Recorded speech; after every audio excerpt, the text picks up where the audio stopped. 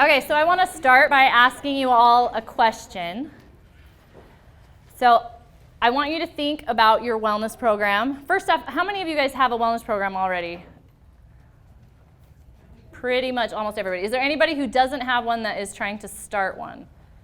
Raise your hand. Anybody? Okay, cool. So everybody has a wellness program. So I want you guys to think about the wellness program that you have at your organization. And what is the biggest challenge that you guys have with your wellness program? And we do have some prizes. I bought 3 copies of Rosie's book. So people that participate, we've got signed copies of her book that I'm going to give away to the best participants today. So does anybody want to raise your hand and just kind of tell me what your biggest challenge is? Just bringing cultures together and departments together. Okay, bringing cultures and departments together. So kind of getting these different branches of your organization to mesh and to work together. Alex? Ours, I think, is creating the engagement throughout the entire year. Not just maybe hitting a certain goal, maybe it's points or whatever it may be, and then having it kind of drop off. So it's creating that engagement throughout the entire year and keeping them motivated. Okay, so continued engagement. There's a hand behind Alex. Ours is probably the biggest, is the multi-locations. We Okay. have many, many locations across the United States, and so instead of just focusing on corporate, trying to focus on all of our properties is a little difficult, and it becomes a communication plan, not a wellness plan. Yeah. No, that is a very, very good one. That's actually one that my company deals with a lot too, because we're a virtual team and we're across the U.S. It's how do you get that culture and that wellness to kind of disseminate through all the different areas of your business? Yeah. Ours is probably, I work with corrections. So ours is basically time, be able to get time with everybody, because everybody's either on a post, they have to stay on a post. Okay. And so trying to get, it so everybody can be involved. And, you have day shift, night shift. Yeah. So you guys are a 24-hour operation, yeah. So you guys have a hard time getting everyone in one place at one time. Yep. Okay. I would say ours is just the extreme diversity. So it's the university, so you have all these various departments, and you don't just have the faculty, but you have staff. And so just trying to find a program that caters towards each of those schedules and each of those participants is difficult. Okay, so you find that your staff is interested in different things than some of the students. They kind of have different wellness areas that they're interested in. Okay. Anybody else have any challenges they want to share? I think it was a challenge to get people to realize it's up to them to get well, that we can't make them get well. We can give them the tools in the wellness program, but it's always up to them, because I'd have people say, how are you going to make me healthy? And I'd say, I'm not, you are. Yeah, no, that's a very real problem. I think a lot of us experience that. I saw another hand. You have a hand? Yeah, I do. So what I know, I'm all the way down here. One of the things that we have an issue with is once the economy switched, people feel like they can't even leave their desk for that lunchtime when we have a fitness center, because they're afraid if they don't get everything done and then some, they're going to lose their job. So how do you balance that as well? Because that is, we went from having like 20 to 30 people during lunchtime down to like 5. And everybody just keeps saying, I'm afraid I'm going to lose my job. Yeah, so okay. They can't attend what we're doing. So how do you balance that? Yeah, so how does the business create the time and the permission for people to be able to spend that time on themselves without living in that kind of fear that they're going to be affected but their jobs will be affected. So anybody else have any challenges they want to share? Yes? Everybody knows it's important, but yet you still bring in donuts on Friday night. Yeah. Okay, so aspects of your organization are not following through with your wellness initiatives. Was there another hand over here? Yes? We previously had CEO support, and we've had a change in leadership to where we don't Ah. have CEO support now. Okay, so you're struggling with leadership support now. Okay, great. Those are some really real challenges that I think a lot of organizations share. I know some of those speak to me in my own organization as well. So today I'm going to talk about some of the solutions that I think will help with a lot of these problems. And this comes from my experience in my own company. This comes from my experience with working with some of my clients' companies and seeing the way that they run their culture and they run their wellness programs. So first I'm going to start with just a little background about me and a story. So I suffered from chronic headaches since I was about 10 years old. And I had done everything all through my youth. My parents had taken me to a chiropractor, and I tried all sorts of different things. They finally took me to a doctor when I was a teenager, And does anybody guess what his diagnosis was for the headaches? What? Say it loud. What'd you say? I said hormones. Hormones. It probably may have had something to do with it. No, he told me to stop putting my hair up in a ponytail. That was my diagnosis. So I don't think that was exactly sound medical advice, but I have had short hair ever since that time. So. So in 2002, I moved here to Utah, and the very first person I met was a girl named Amber, and she was a massage therapist, and she was shocked when she found out that I had never had a massage before.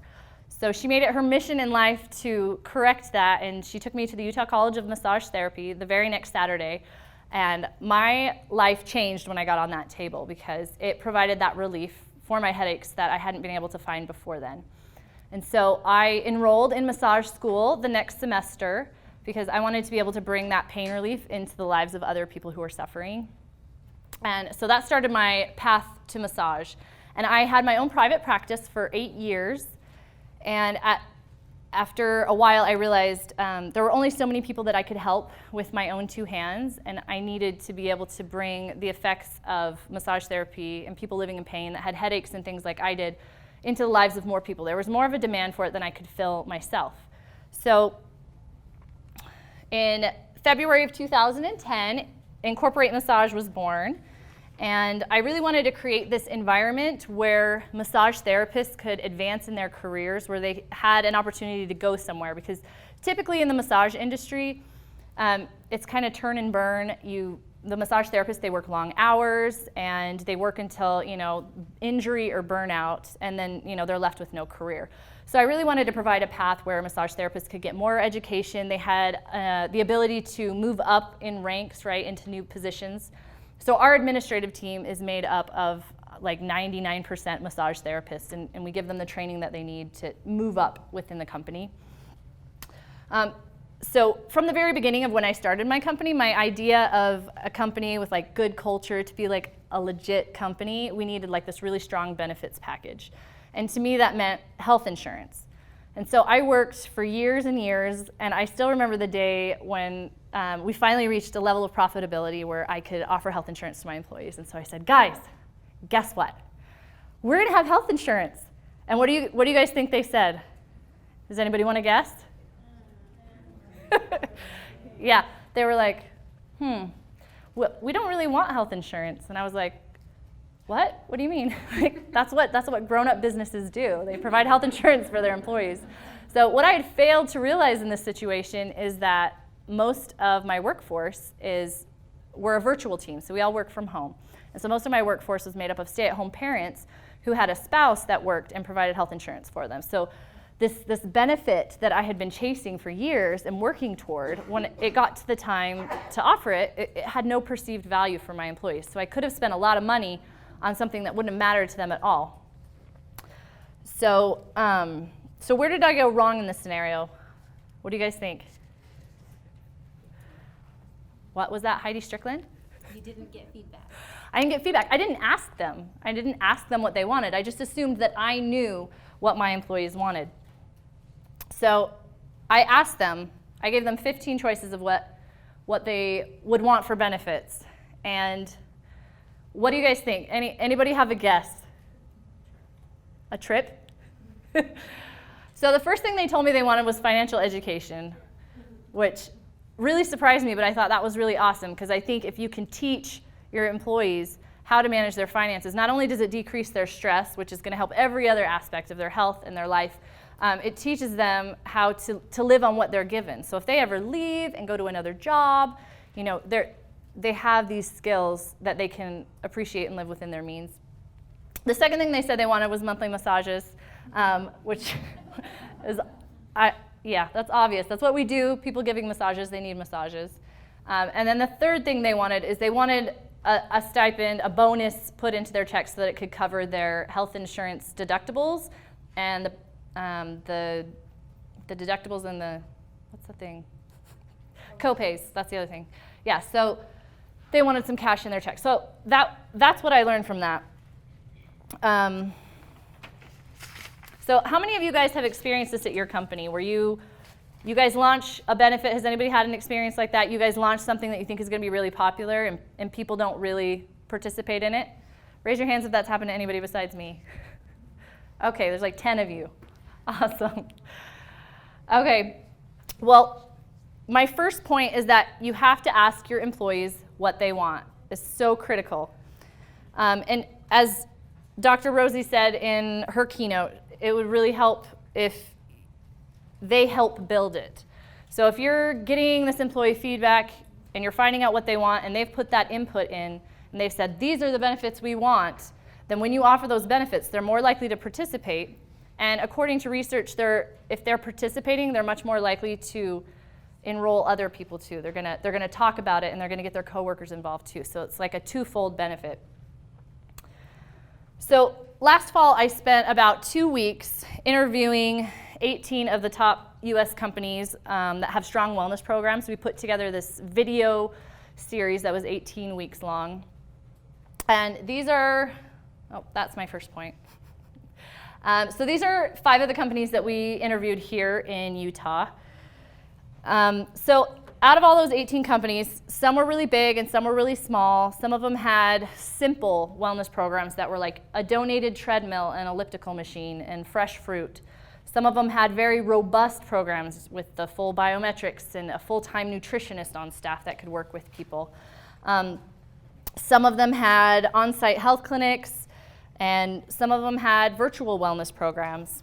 And then there were some really fun ones that had unique offerings, like a corporate vegetable garden that the employees helped build and got to eat the food from, and life coaching, people that had life coaches on staff. And so there's a very diverse companies that I interviewed. So each and every one of those companies, even though they were all so different, it was really interesting to me that every single one of them all had one thing in common. Does anybody want to take a guess what that is? What do you think the most successful wellness programs all have in common? Are they like feedback surveys or something? Feedback surveys, that's a really good guess. That's not it. Anybody else want to take a guess? I'm going to guess a wellness committee. Wellness committee. Close. Yeah? Administrative buy-in. Administrative buy-in. That is exactly right. So when I met with Nelson Laboratories, I asked their VP of Human Resources, his name's Randy Rasmussen, I said, what is the one thing that makes your wellness program so successful? And I asked this question to all of the companies that we interviewed, and every single one of them said it was leadership buy-in. Randy specifically said that their CEO, Jeff Nelson, got up in a meeting when they launched their wellness program and spoke to his entire staff and said, this is important to me personally. I care about you. I care about your health.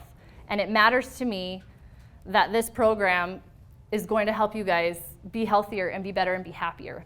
And so how do you think that affected the employees when they heard their CEO expressing that kind of care and interest in them as individuals? Alex, how do you think that made them feel? It made them more motivated to participate, I would imagine. Yeah. That they were cared for by, not only the wellness specialist maybe putting on the challenges, but by their boss. Exactly. So just think about that for a minute. What is that really telling us? Is that telling us that culture is a direct reflection of leadership? So the culture of an organization directly reflects the leadership of that organization. And that can be for better or for worse. So a friend of mine works for a public agency, and this agency in 2008, when the recession hit, they said, they're a public agency, so they're on a step increase plan, so they get a certain amount of a raise each year. And in 2008, when the recession hit, they said, we're going to put all of your step increases on hold for a year because we want to make sure we have the funds to make it through the recession and not have to lay anyone off.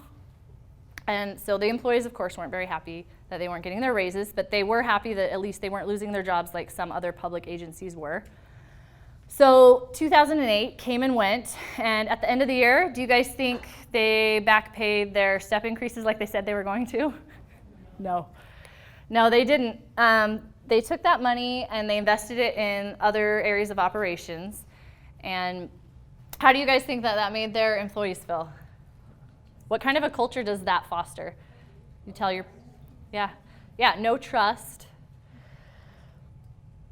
Yeah, so what happened next? So the employees realized that this loss of a step increase would also affect their retirement, because the retirement was based on their top 3 years of pay. So their retirement was going to be at a lower rate. And then to add a little salt to the wound, the leadership of this particular agency restructured their own salaries so that they got bonuses and 100% paid for health care.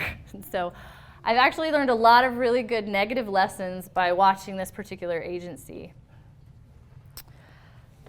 So my second point here is that the culture of the leadership affects the culture of the entire organization. And you have to do what Rosie suggested in her presentation, and she said to start that conversation with leadership. So not everybody here has the power to completely reshape the culture of the entire company that they work in. Does anybody here have that power? If you do, let me know. Okay, just making sure I know who I'm talking to. So you guys don't necessarily have the ability to go in and just completely reshape your culture all by yourself, but what you can do is get the leadership involved. So that is my second point. So take the stuff that Rosie taught in the breakfast keynote, take the things you're learning here, take it back to your leadership and affect change, because that is something you guys can do. Okay, so a couple years ago, I had a meeting at US Synthetic. This is Heidi here, right here on the front row. So I went to US Synthetic, and I was a little bit early. I walked in, it was a morning, it was around 8 a.m., and they weren't quite ready for me yet. So they took me into their wellness center, and they have their beautiful on-site clinic with their medical personnel on staff. It's really nice. And they sat me in the conference room in their clinic, and as I'm just waiting there, I'm just like, the sun's starting to rise and, you know, it's putting light on the walls, and I look up at the walls, and they've got some words written on the walls. Has anybody been in that room by chance? Does anybody know? Yeah. Do you know what they had written on the walls? In the strategy tree, but there's something else that... At the top of the strategy tree. Improve lives. Improving lives, exactly. Are you from US Synthetic? Okay, excellent. Yeah, so I wasn't even sure if that was still there because I haven't been back since. But so I asked the wellness team when they came in, what was the significance of improving lives? Like, what is this big wall with all these, like, you know, clouds and trees and words and arrows pointing to things? And they said to us, they said, well, that's our mission. They said, anytime we are considering moving a program in or making any business decision for our employees, for the company as a whole, it has to be able to answer yes to one question. And that question is it improving lives? And so I was really moved by that. I was so moved, in fact, that I took their mission and I adopted it for my own company. That's actually our mission as well. Because it's something I'm just so passionate about. It's just like improving the lives of the people who work within your organization. And I just thought it was really amazing that a company like US Synthetic, a bigger company, has that as their focus. Their focus isn't creating more widgets or increasing the bottom line or expanding into new territories. Like, their focus is improving lives. So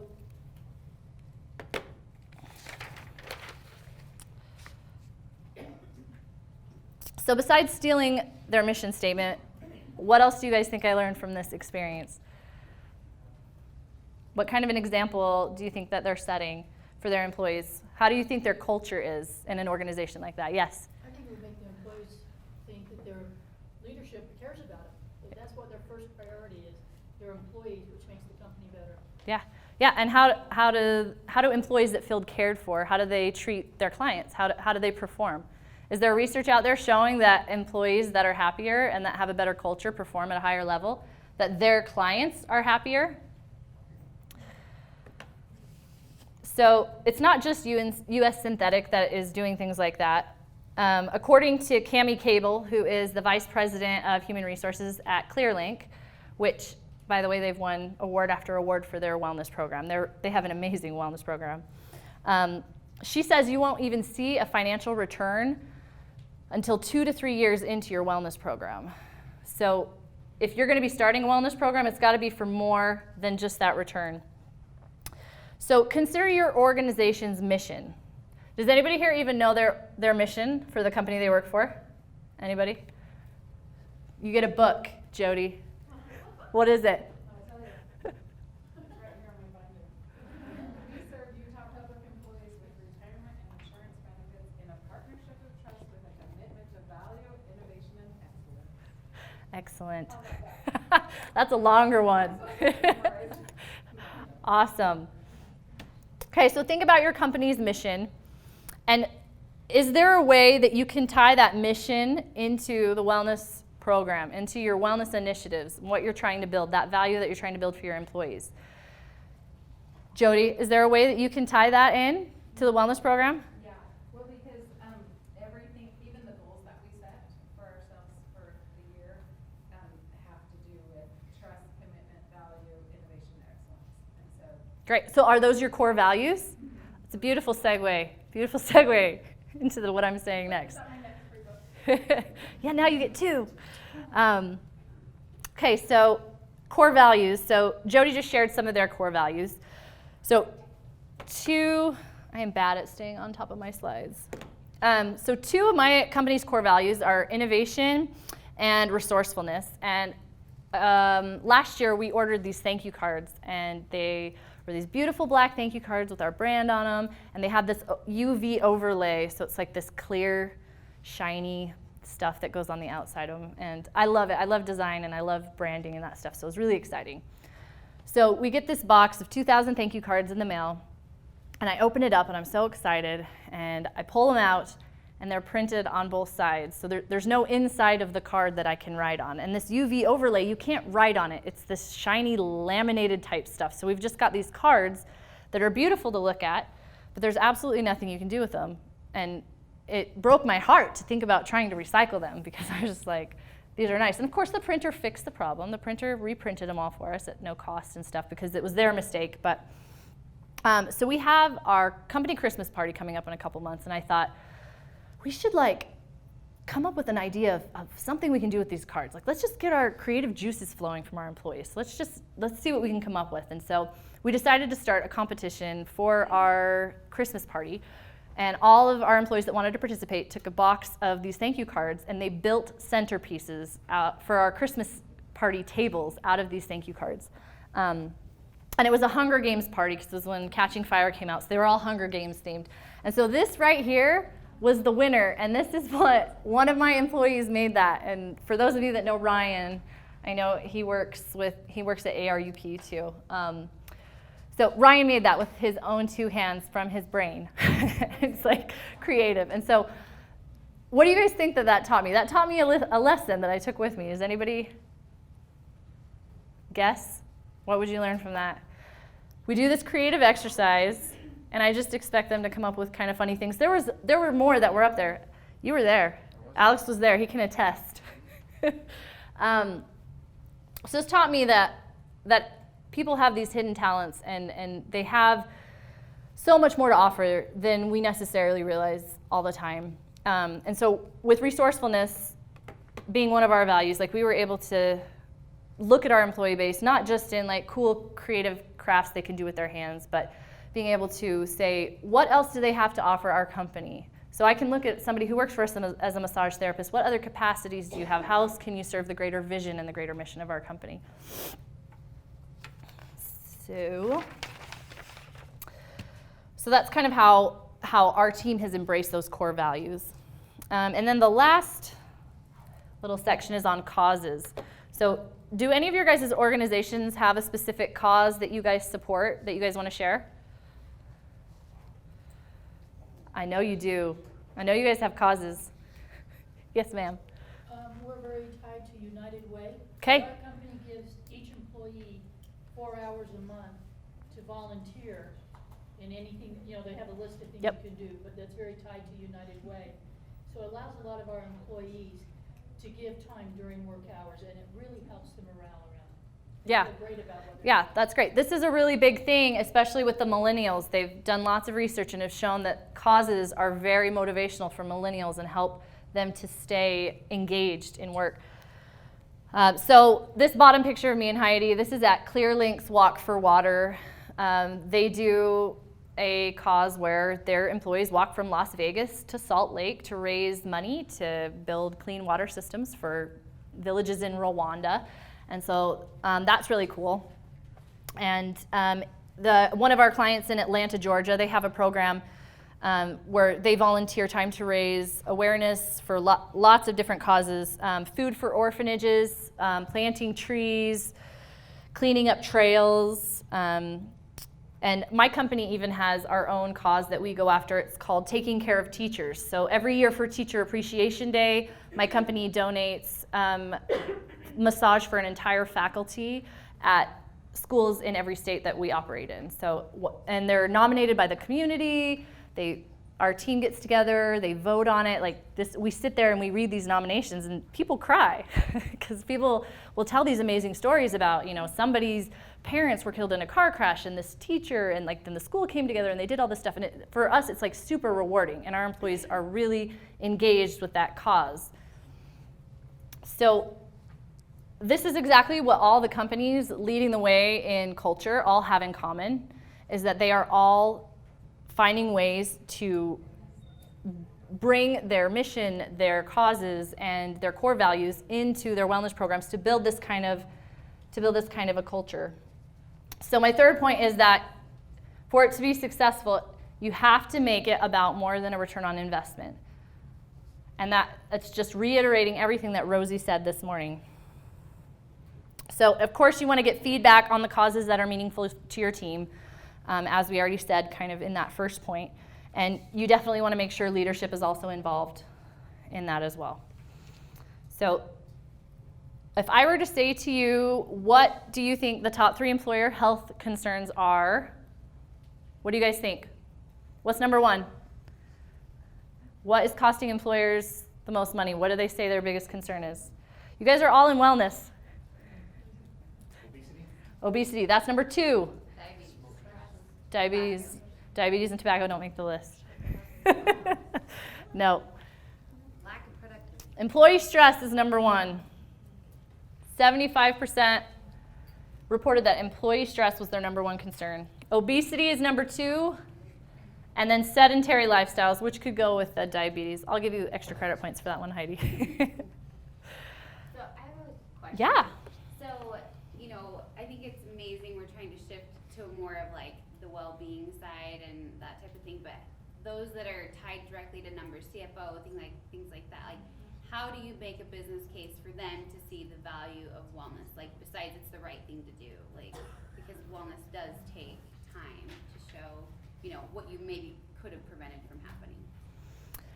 Well, in my personal opinion, I think if you have leadership that can't see the value, then I don't know that I personally would want to work there. If that leadership doesn't value their employees and aren't interested in, increasing their health and increasing their happiness and increasing their engagement in their work. I'm talking more so like I'm a consultant Right. for a group. So like if I have a company that I'm trying to bring on board or whatnot, like to have them, you might have the HR director on board, but their CEO may not see that. Or, do you have any ideas on how to make the business case for wellness in general beyond the ROI? Well, it sounds like you would need the ROI if you're trying to convince somebody based on numbers. I would probably show them research on like employee productivity and employee engagement that correlates with health, and maybe stay away from like the biometrics and more like if people are engaged, and here are some ways they're effectively engaged, then their productivity is X% higher. And there are studies out there that show that. And maybe just focusing more on productivity, not necessarily on like an ROI number, just like trying to make your employees more engaged and produce more. But anybody else have any other ideas? Did you guys hear her question? Alex. So in our company, we have 2 executives, and one is very touchy-feely, what's best for the people, and the other one is very driven by data and numbers and the financial aspect of it. So for us, as Olivia and I were doing this, it was catering that message to both of them. The end result was the same, why we need a wellness program, but it really was, okay, we're doing a presentation that combines both aspects, not only the financial side, the ROI side, that may not be seen for 2 to 3 years, as you mentioned, but then also the touchy-feely, how will this reduce employee stress? How will this reduce things, and throwing in graphs and charts and all that fun stuff, so that we were touching both sides of the disc chart, if you will, and both bought off on it, and it's been very successful. So I think it's understanding who you're trying to be engaged, or have them be engaged and involved, and then catering your message to them. Awesome. Thank you, Alex.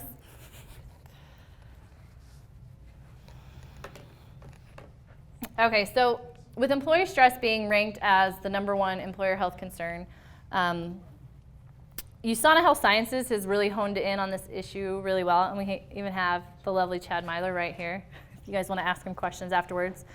So in addition to what they have on site, oh, there's Chad. This was